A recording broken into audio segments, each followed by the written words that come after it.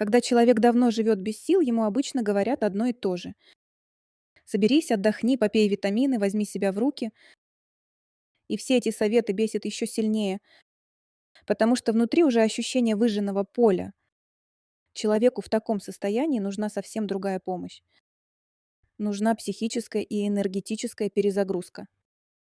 Нужно освобождение от тех эмоциональных, психических и энергетических тяжестей, которые на нем лежат.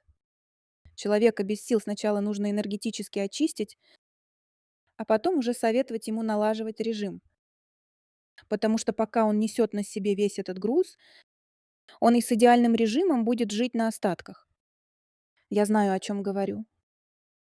Потому что занимаюсь психикой и энергией уже 17 лет. Если узнали себя, пройдите инновационную капсульную медитацию, чтобы восстановить свою психику. Ссылка в профиле.